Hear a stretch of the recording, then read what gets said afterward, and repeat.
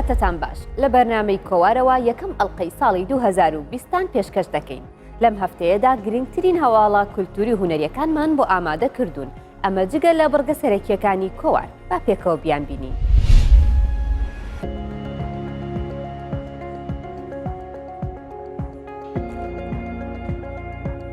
لە پێشەنگەیەکی شێوەکاریدا لە شاری هەولێر 20 شێوەکار بەشداریان کرد.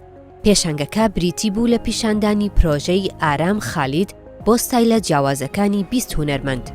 ئارام خالید هەڵسا بوو بە دروستکردنی ماسک و دابەشکردنی بەسەر شێوەکارەکاندا بە شێوەیەک کە هەریەکە و بە ستایل و ئارەزووی خۆی کاری تێدا بکات.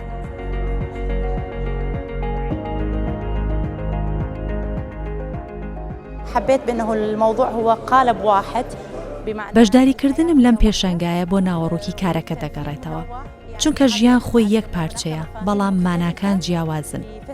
لەبەر ئەوە هەر هونەرمەندە و بە شێوەیەکی جیاواز گزارش لە ژیان دەکات.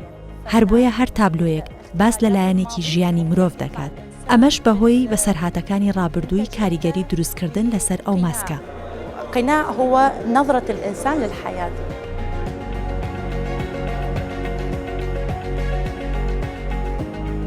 بیرۆکەکەم ئەو بکەم ستایلی جیاواز لەناو شێوەکارەکان بدۆزمەوە.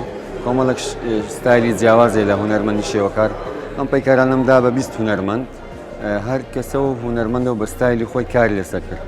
ئەوان ئازاد بوون لە بەکارهێنانی مەتریال و ئەو تەکنیکانی کە حەزیان لێ و بەو شێوازەی کە هەیە بەخۆیان. دوایە کۆیان کەمەوە لە پێشەنگایەکی ئاوە بۆ ئەوەی پێکەوە ژیان هەبێت لەناو هونەرمەندانیش بە ناوی پێکەوە ژیانی ستایلە جیاوازەکان لە هونەر کە لە شێوەکاری وە بزان پێش من نەکراوە. خۆشحاڵم کە من یەکەم کەسم بەو شێوە بیکەم بۆی هەم یەکتر قبولکردن هەبێ هەم ستایلی جیاوازە بێ لە هونەریش بەو ئامانجە.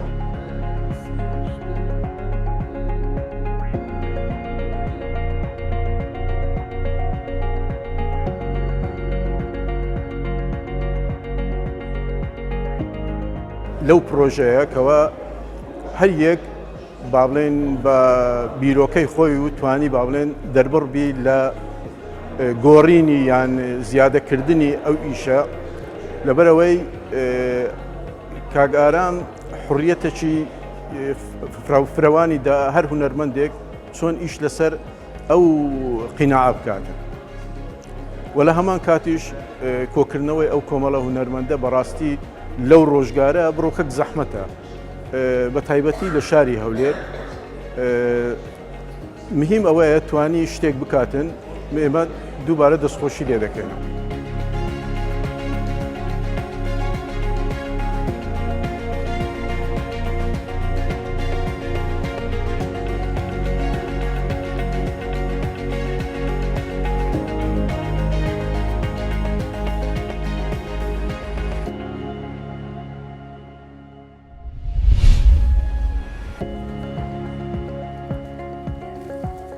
لە شاری سلێمانی کتێبی فیمۆنۆلۆجی هۆش شی کرایەوە و گفتوگۆی لەبارەوە کرا.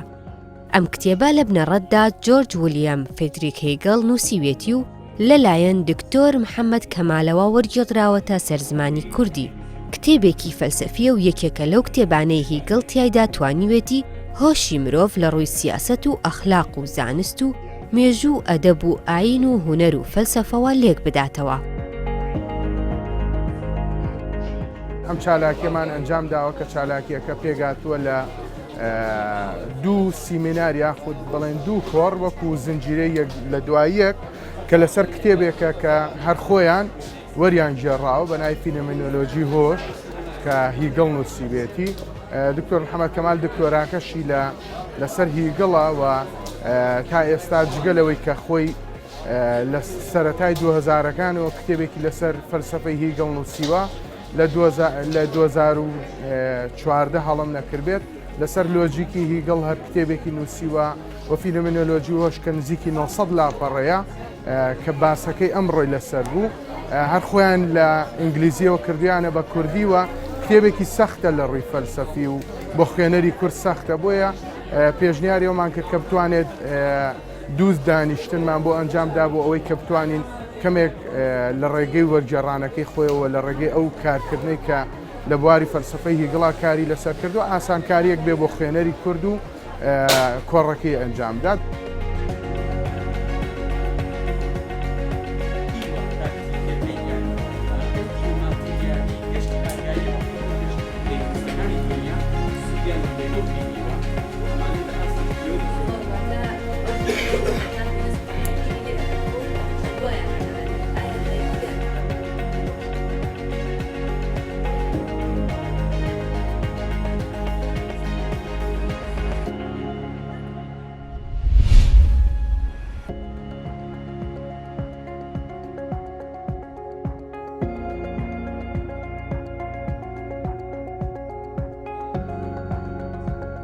پێشەنگەیەکی پەیکەرسازی لە دەربەندیخان کرایەوە. هونەرمەندان ڕێبوار سەعید و بەیانمانی بە هاوبەشی کارەکانیان ئەنجامدا بوو. کارەکان گزارش بوون لەو نەهامەتیانەی بەسەر گەلی کورددا هاتووە.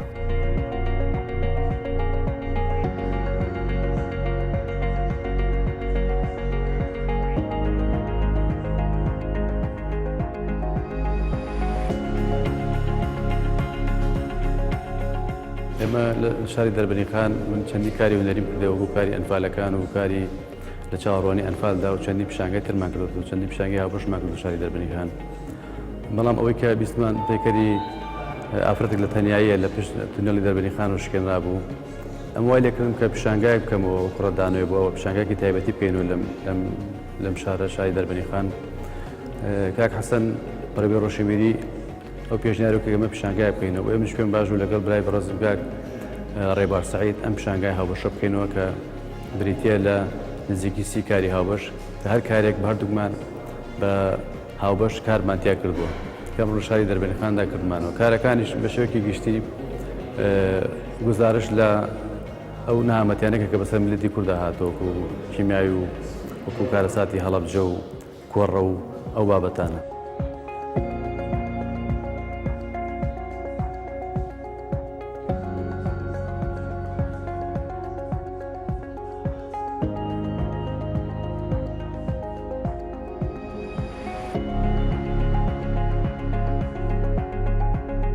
گرنگی ئەم پێشەنگای لەوەیە بوو ماوەیەک پێش ئێستا پەیکەری ژنێک لە تەنهایی بەڕێز دکتۆر مانی شکێنرا ئەمە وەڵامێک بوو بۆ ئەو کەسانی کە هەستان بە میشە ناشرینە.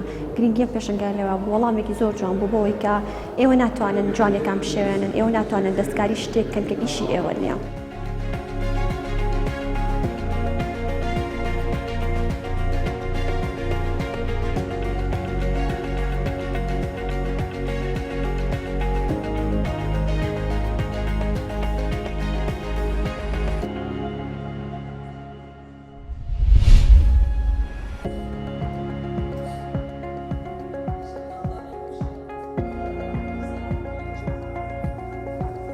هیوا هەیە و بەردەوامە ناوی ئەو پێشەنگەیەیە کە بۆ 6 خانمی کورد لە ئەڵمانیا لە مۆزەخانەی ژنانی شاری بۆن کرایەوە.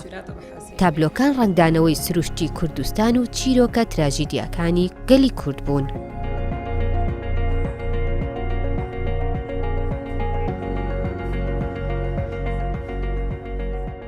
تابلۆی من چارنە من سەر پیراکە من چێکریە سەر حربێ عفرینە من چێکری سەر خەلکێ ئاوێدا مرنە من تابلۆکژی بۆتونی چێکر سەر زێتونی عفرینێ وەختە قوتکردنە شاوەتاندنە من هەوژی چێکر برانگی قەهر برانگی خونێ تابلۆی زێتونی من چێکر.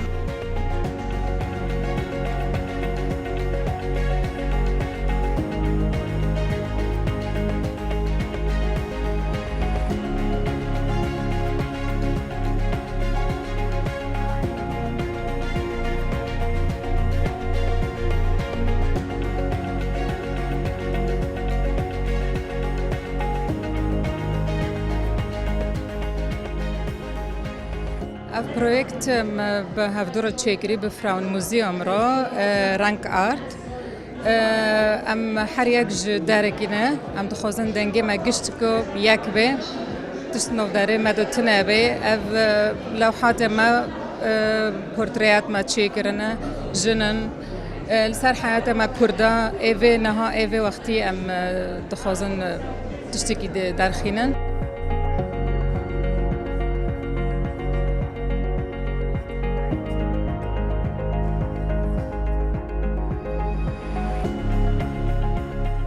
Çağımızın en büyük yarası گرنگترین کێشەی کۆمەڵگەکەمان کۆچکردنە، چ بە زۆرە ملێ بێت یاخود بەویستی خۆی. ئەمەش لە ئەنجامی جەنگدا ڕوئەدات کە زەرەرمەندی یەکەم ژنان و منداڵانن. لەبەر ئەوە من وێنەی کۆچکردن دەکێشم و هاتووم بۆ ئێرە کە داوای ئاشتی بکەم.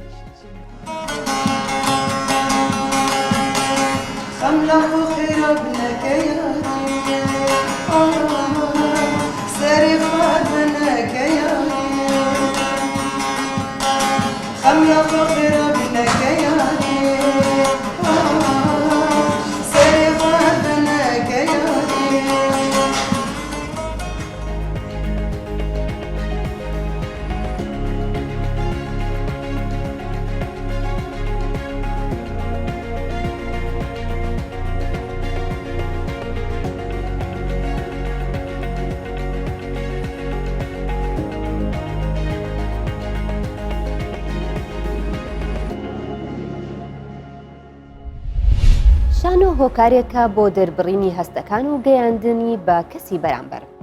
زۆر جار دەبێتە زمان حاڵی نەتەوەیەک و لە ڕێگەی شانۆگەریەکەوە داوای ئاشتی و ئازادی دەکەن. لەم بڕگەی کۆوارداخان مەشانۆکارێکی شاری کەرکووک میوانی ئێمە دەبێت. سوزان ئەحمەد باس لە شانۆگەری زەماوەندی دڕندەی دەکات کە تێیدا ڕۆڵی سەرەکی هەبووە.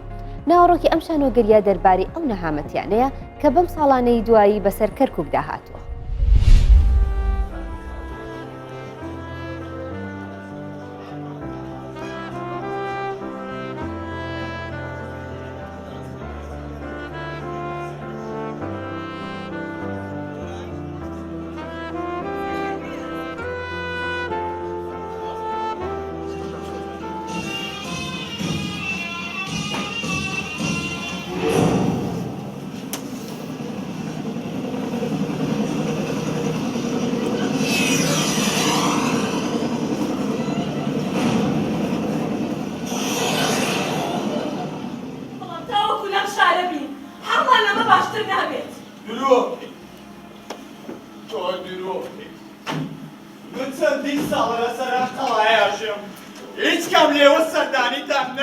شانۆگەریەکە ئێمە بە کورتی باسی لە ئەو ڕووداوە نەخوازراوانەیە کرد کە لەم کۆتاییانەیە بەسەر شاری کەرکووکە هات و ئێمەش وەکو دوو ئەکتەر هەستاین بە ئەنجامدانی ئەم شانۆیە. من ڕۆڵی دایکم هەبوو، ئەویش وەکو کوڕێکم. من باسی لەو جۆرە ڕۆڵانە ئەکرد کە بۆ نمونە ئەو دایکانە کە لەبەر مەسلحەتی خۆیان یاخود لەبەر خودی خۆیان ئامادەن هەموو کارێک ئەنجام بدەن، ئامادەن هەموو کەسێک بکەن بە قوربانی بۆ ئەوەی خۆیان بگەن بە ئامانجێک. پێویستە لێرە بڕۆین، پێویستە ڕزگارت کەم، بەڵێ پێویستە ڕزگارت کەم، بەڵێ ئەوە هاتووە ڕزگار بەگەی تۆ دەکارت بێنایی پارەکانت لێ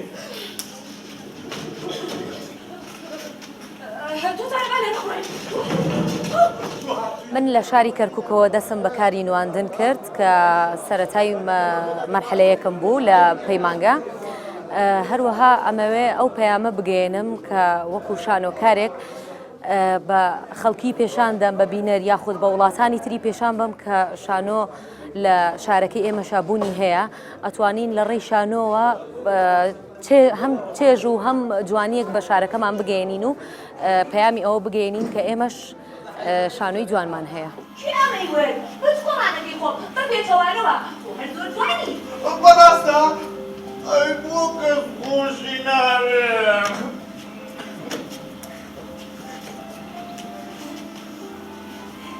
کێتوانێت تۆی خۆش دەوێت؟ بەڕاست تۆ ڕوخسارێکی زۆر جوان هەیە، پاشان کە دێتە سەر چاو. من پێشبینیەکی زۆر باشەکەم بۆ شانۆی کەرکووک. خۆشبەختانە ئەبینین لەم کۆتایانەیە چالاکی زۆر بەردەوامە و هەمیشە هەوڵەدەن کە چالاکیمان بەردەوام بێت و ئەو گەنجانەی کە تازە تەواوبوونە یاخود لە بواری شانۆیە کارەکەن هەمیشە لە هەوڵی ئەوەیان بتوانن چۆن کەرکووک جوان بکەن بە شانۆ، چۆن پەیامی خۆیان بگەێنن بە وڵاتانی تر. هەسمان بە ئارامی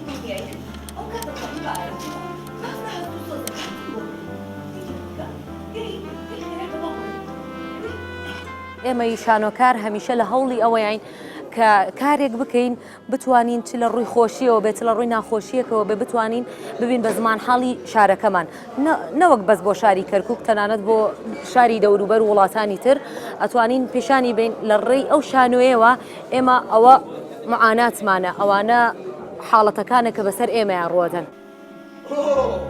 هێشتا ئەو سەرچینی نەکرد دێمەیان گرنگ نییە زۆرە دەستمان شو ناکەن چونکە ئەوە باشترە ئەشێ مناڵەتی خۆش بوێت وەک مناڵی خۆت زۆر بەڵگەی مێژوویی هەیە کە کاتی خۆی گەڕۆکە ئەوروپیەکان هاتوونەتە کوردستان و لەسەر کورد کۆیان کردوتەوە و لە ئەوروپا پاراستویانە. نووسەر سدیق بابایی خەڵکی ڕۆژهەڵاتی کوردستانە و لە ئەڵمانیا دەژی. دوابەرهەمی کتێبێکە بە ناوی کەنوڵە کە باس لە کۆمەڵێک بەڵگەی ئەدەبی و مێژوویی دەکات لە ناوچەی هەورامان. ئەم بەڵگانە پێشتر لە مۆزەخانەکانی ئەڵمانیا بوون و نووسەر کۆی کردوونەتەوە.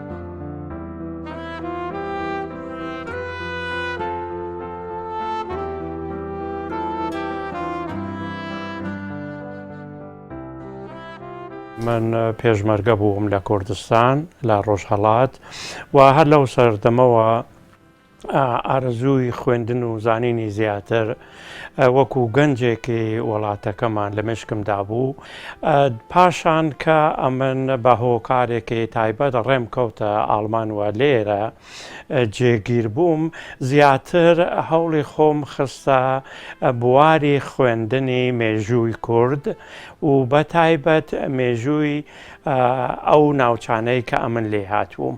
تازەترین بەرهەمێک کە ئەمن توانیمە بیخەمە بەردەستی خوێنەرانی ئارزومەندانی خۆی کتێبی کەنوڵەیە. کەنوڵە مێژووی ئەو بەشە لە وڵاتی ئێمەیە کە بە ئاخاوتنی هەورامی دەدوێن لە نێوان کەنگاوەر و کرماشان لە منتەقەی دینەوەر هەڵکەوتووە. ئەمە مێژووی ئەو شارە مێژووی وێژەیی کە بەشێکی زۆری دەستنووسەکانی ئاڵمان پێکی دێنێ لە شێعر و لە داستان یا بە هەورامی یا بە وتەی خەڵکی کولیایی و خەڵکی چەمچەماڵ ڕاز پێک دێت.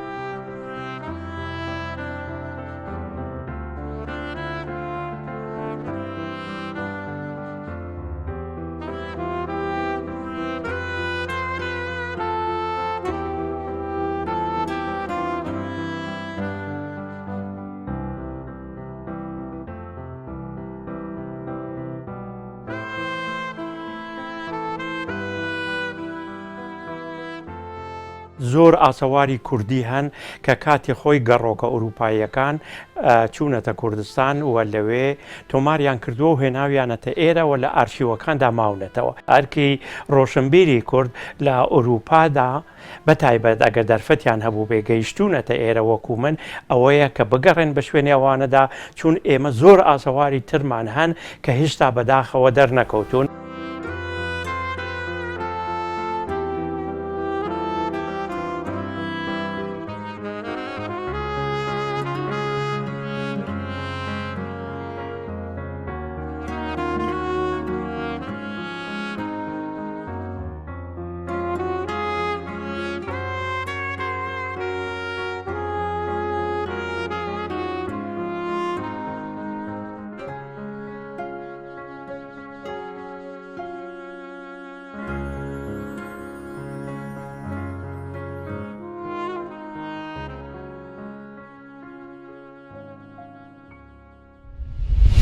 لە دوابڕگەدا میوزیکژنێکی شاری دهۆک میوانی ئێمە دەبێت. مەهدی نووری بە ئامێریکەمان لە زۆربەی بەرهەم و گۆرانیەکان بەشداری کردووە بۆ یەکەم جار لە ڕێگەی فێربوونی ئامێری عودەوە هاتۆتە بواری میوزیک. بەڵام خۆشەویستی بۆ جەنینی ئامێریکەمان هەرزوو دەرکەوت و زیاتر لە 35 ساڵە بەردەوامە.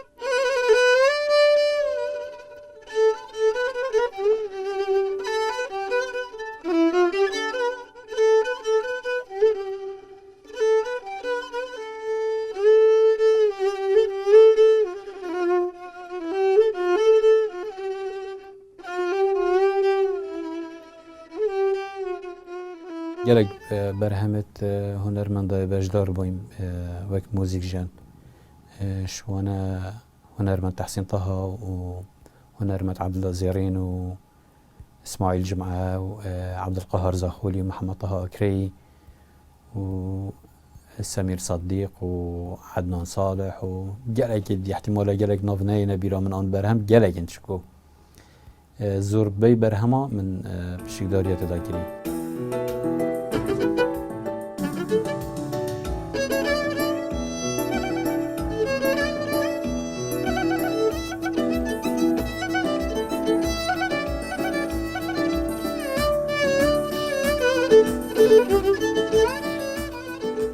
تقريبا صارت حفتي وبينجي حفتي وشاشة من صابت أمي عودة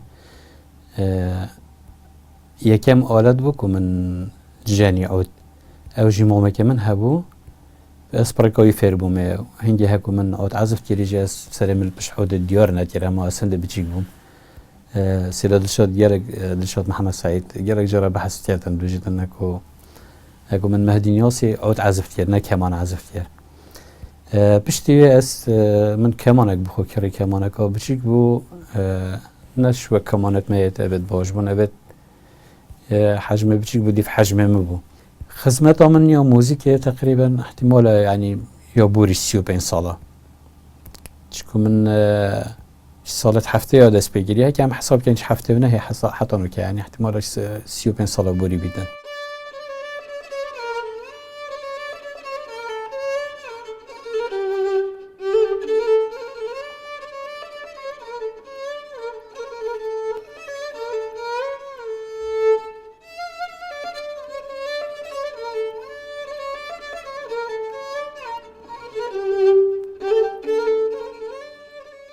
بره استرانبش دنگی گلگی باش هبو یعنی اعتمادا استران تقریبا همیل سر دنگی بو نوکه تماما برو واجیه نوکه بارابتر اعتماد همیل سر موسیقیه دنگ یلاواز بوی اصلا بحثی همی دنگات کم بس گلگ جارا استرانک دیدر که بیتن موزیک اکا گلگ خوشه تا هندی دنگ اکا گلگ ساله